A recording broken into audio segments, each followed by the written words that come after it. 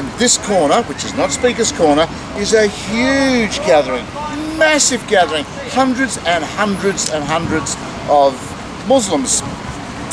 And there were lots of music, lots of speeches, lots of banners, very colourful. I thought, what's going on? And so this lady comes over and she's in full gear, but without the face covering. And she was quite young, about 20, I guess, a more articulate and intelligent person you would want to meet. They were commemorating the beheading of Muhammad's grandson centuries and centuries ago. And I asked her, without being rude, why that was an important event to them. And she said because Muhammad is the prophet, and this was his grandson, and the people beheaded him, beheaded the grandson. And beheading is a way of showing contempt for the person that you're doing the act to, which is why that's such a common thing now. Said, you do realise that that IS kill hardly any Westerners or non-Muslims. The largest number of people killed in this conflict are Muslims. She said she wished that Westerners didn't get so upset about things like the concert in Manchester, that disgraceful act, that other things, that the London bombings, events happening in Europe, the Twin Towers thing. She said that if the West stopped reacting to these lunatic attacks, which she said are committed by just lone wolves, so to speak, people who were mentally ill, people who didn't understand what they were doing.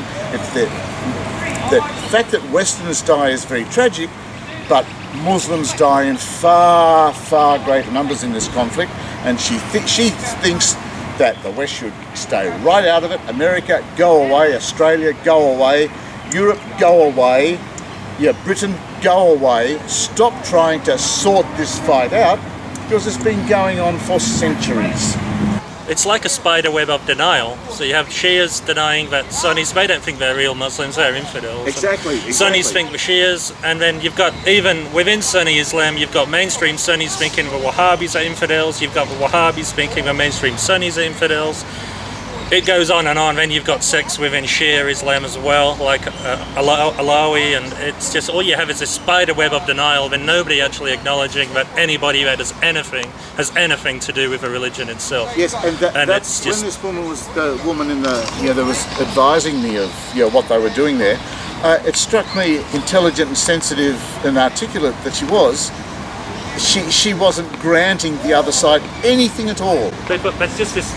There is just this omnipresent denial of it's everything else, not the religion. It's Western foreign policy that is doing it, or they're not actually real Muslims, or they're not interpreting it properly, or it was written in English, not in Arabic, so it hasn't been converted properly. And there is a and I follow a lot of people that specialise in like anti-extremism, and people like Majid Nuez in the UK, I don't know if you know him, he's like the founder of the world's first anti-extremist group.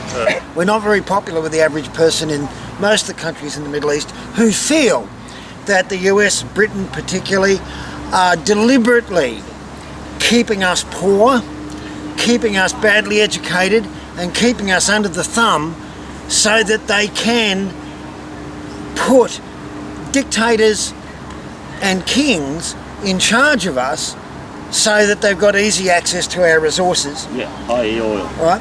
And the State Department confirmed that that was in fact US government policy, and there was no reason for the US government to feel that that wasn't a good idea. And the results of that investigation are public. They came out many years ago. They put the Shah of Iran in on top of a democratically elected government, which was very popular, and they toppled it on behalf of the British oil companies and their own. Then I went to Speaker's Corner, and what should be there? In 3 dimensions, graphic hatred between people who are taking this day seriously, the beheading of Muhammad's grandson, and people who think, Muslims, who think it's a cosmic yawn. There was a guy speaking, and he was one of the this is a cosmic yawn and does not matter people, and there were people in the crowd just heckling. We don't know what heckling is. It came out vicious contempt for the viewpoint of the speaker. And the speaker, hey, have you ever seen a speaker heckle? He was heckling them back, and they were disagreeing violently about the history of the event, the significance of the event. And I was flabbergasted when the guy who was speaking said, I have to pray.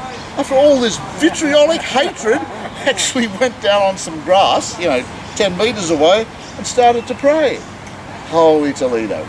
Protestants and Catholics in Ireland, forget it. These guys have it in spades, and that's the tragedy. There were several Christian fundamentalists there, sometimes disagreeing mildly between themselves, but their heart wasn't in it. They're fundamentalists, and there are people in the crowd giving them heaps.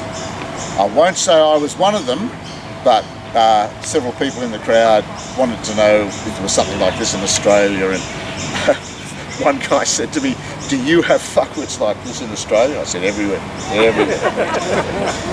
And all of a sudden this tiny little dark black man, black as the ace of spades, from Nigeria. He was a monk in white clothes and bare feet. And we all know what Christian fundamentalists are like.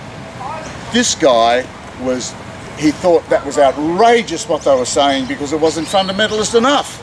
This little religion that he belonged to in Nigeria, which has kind of a little cell in London, he was out for the day, fighting for the cause that he espoused. Incredibly interesting. Were there any speakers that didn't talk about religion? No, it was all religion. People... I forgot about him. Yeah, there was this kind of student fellow, the 25, 30-year-old student, and he was talking about how socialism can fix the world, but people weren't interested because they went there for the religious stuff. How many were there? At one time, probably 4 or 5. It's worth a visit, but it's so full of... It's not as intellectual as this. A heckle... Gee, they're in strife. A heckle's no good if it's just naysaying. If you say, that's ridiculous, you're stupid, you're not interpreting the book correctly, and just simply assert things like that, that's essentially boring. I had a good time and talked to lots of people. Did you heckle at all? Oh, no, I don't think that's the job of a visitor to heckle. I was polite. Unless you're an American. You're polite. I was polite, Some of those guys are pretty tough.